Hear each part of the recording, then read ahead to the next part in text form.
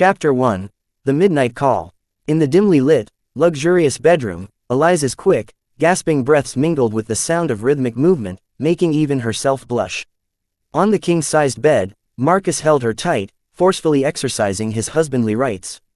He left kisses on her neck and chest, caressing her body while his movements below grew increasingly fervent, leaving Eliza enraptured. It had been a long time since they had such a blissful night, as Marcus often traveled for extended business trips, and his demanding work at the company meant he often returned home late and exhausted. Eliza wrapped her arms around her husband's back, letting out soft moans. She usually didn't dare to be too uninhibited in bed, unsure of what kind of woman Marcus preferred, but tonight the sensation was so overwhelming that she couldn't suppress the sounds. Marcus's long, dark eyebrows arched slightly, a corner of his mouth curving up, and he flipped her onto her stomach. Just then, Marcus's bedside phone rang, causing him to pause his movements. The position she was in allowed Eliza a quick glance at the caller ID, Hannah. Her good mood instantly turned into a barren desert. Marcus quickly grabbed the phone, pulled the sheet around his waist, and got out of bed to answer. "Hello, what's wrong?" His voice was filled with anxiety, his tall, muscular body tensed up, and his eyes darted around. Eliza sat up, watching her husband take the call, glancing at the clock. It was already midnight. Marcus said, "Okay, wait for me a moment. I'll be right there." He hung up, hastily put on his clothes, and offered a terse explanation under Eliza's irritated gaze. "I have to go out for a while. You go to sleep first. What's so urgent that you have to go out in the middle of the night?" "Who called?" Eliza frowned, clicking her tongue. "It's just a colleague. Something important came up." Marcus's movements didn't slow down, and his handsome, stoic face showed no signs of distress, even though he was clearly lying. Eliza gave a cold laugh. "A colleague named Hannah, your ex-girlfriend." "She's not my ex-girlfriend, never was," Marcus said evenly. "She's in some trouble, and I have to go to her immediately." "It's midnight. Hannah is Ethan's girlfriend, and she has plenty of friends, both male and female, to ask for help. Why does it absolutely have to be you? You're a married man rushing out in the dead of night because of a call from an unmarried woman. Do you have any respect for me?" Marcus picked up his car keys and wallet from the table, looking at her coldly.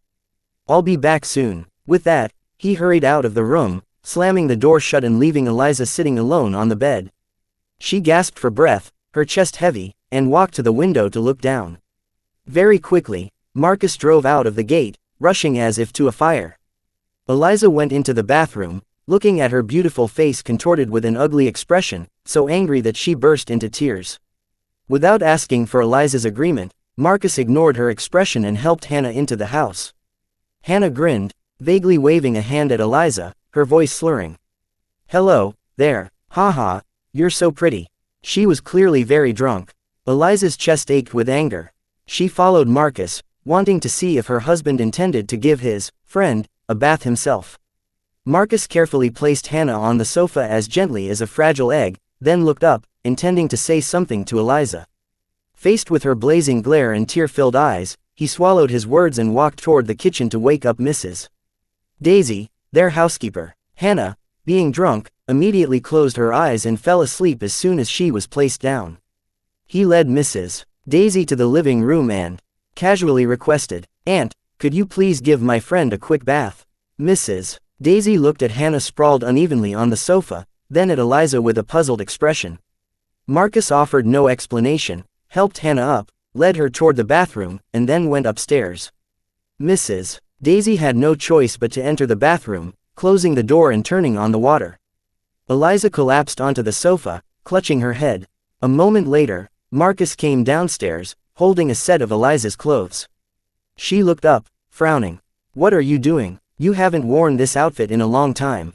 "I'm letting her borrow it for a night." Eliza stood up and snatched the clothes from Marcus's hand. "Why didn't you ask me? Why go through my things without permission? Haven't worn it in a long time. This is the first outfit you ever bought me. I'm afraid of ruining it, so I only wear it occasionally." "What do you mean, haven't worn it in a long time? Whose underwear are you holding?